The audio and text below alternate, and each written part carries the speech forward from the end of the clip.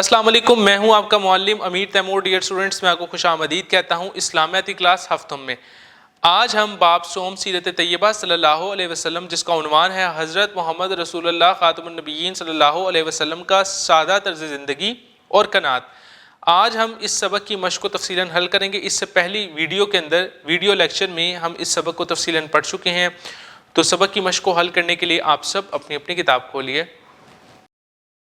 مشق: درست جواب کے گرد دائرہ لگائیں۔ اپنے نفس کو بے جا خواہشات سے روکنے اور کم سے کم سامان دنیا سے گزر بسر کرنے کو کہتے ہیں۔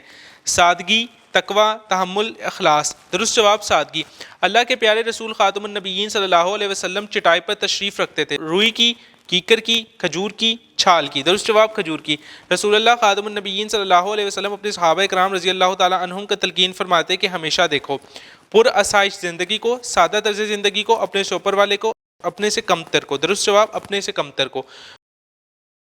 جو کچھ مل جائے اس پر راضی رہنا اور اس کو کافی سمجھنا کہلاتا ہے۔ مفلسی، قناعت، امیری، تعیش۔ درست جواب قناعت۔ جب انسان سادہ زندگی کا راستہ چھوڑ دیتا ہے تو وہ غلام بن جاتا ہے، خواہشات کا، دماغ کا، دل کا، مال کا۔ درست جواب خواہشات کا۔ خالی جگہ پر کریں۔ سادگی کا تعلق پوری خالی جگہ سے ہے۔ درست جواب زندگی۔ قناعت اختیار کرنے والا شخص خالی جگہ کہلاتا ہے۔ درست جواب قانع۔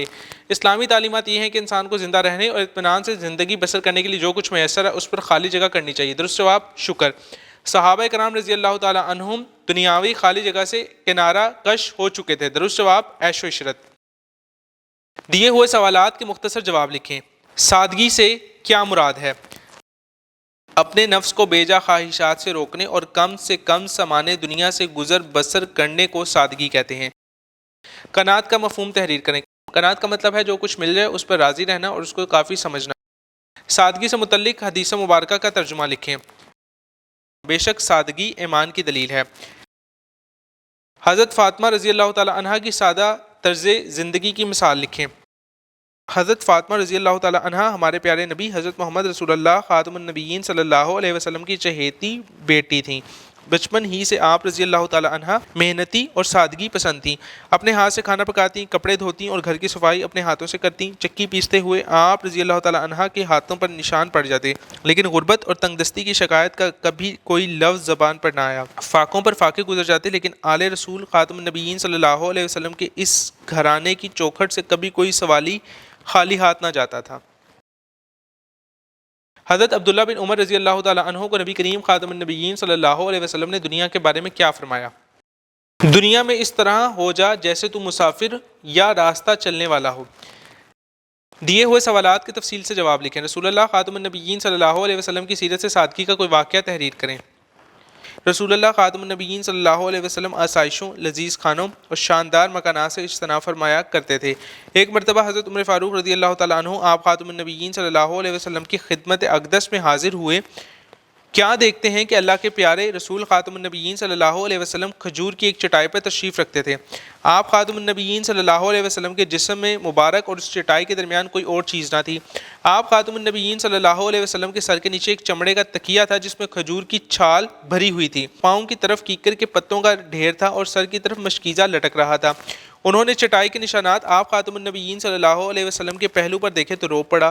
آپ خاتم النبیین صلی اللہ علیہ وسلم نے فرمایا کس بات پر رونے لگے ہو؟ انہوں نے عرض کی یا رسول اللہ خاتم النبیین صلی اللہ علیہ وسلم کیسر و کسرا کو دنیا کا ہر طرح کا آرام مل رہا ہے۔ آپ خاتم النبیین صلی اللہ علیہ وسلم اللہ کے رسول ہیں۔ آپ خاتم النبیین صلی اللہ علیہ وسلم پھر ایسی تنگ زندگی گزارتے ہیں؟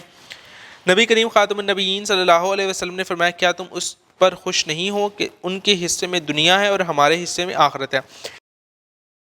حضرت مصعب بن عمیر رضی اللہ تعالیٰ عنہ کی اسلام لانے سے پہلے اور بعد کے طرز زندگی کی وضاحت کریں۔ حضرت مصعب بن عمیر رضی اللہ تعالیٰ عنہ ایک متمول گھرانے سے تعلق رکھتے تھے اور ان کی پرورش ناز و نام میں ہوئی تھی۔ اعلیٰ قسم کا لباس زیب تن فرماتے تھے۔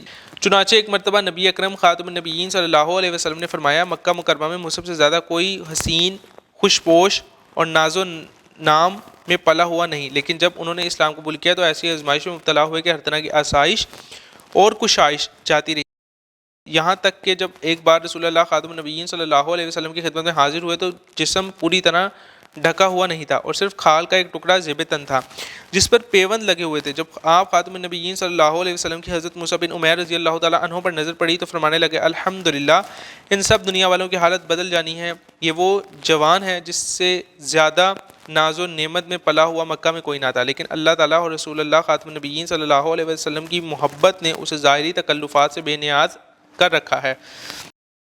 सरगर्मी बराए तलबा, सादगी और कनात से मुतल्लिक दो मुस्तनद अहादीस मुबारक तलाश करके लिखें। रहनुमाई असादा, तलबा से रोज़मर्रा की ज़िंदगी में सादगी और कनात की अमली सूरतों, खाना पीना, लिबास वगैरह पर मुश्तमिल फहरिस्त बनवाई जाए। डियर स्टूडेंट्स, आज हमने इस सबक की मश्क को तफसीलन हल किया है। मैं उम्मीद करता हूँ कि आप मश्क बआसानी हल कर सकेंगे। मिलते हैं एक नई वीडियो में एक नए सबक के साथ। तब तक अपना बहुत सा ख्याल रखें। अल्लाह हाफ़िज़।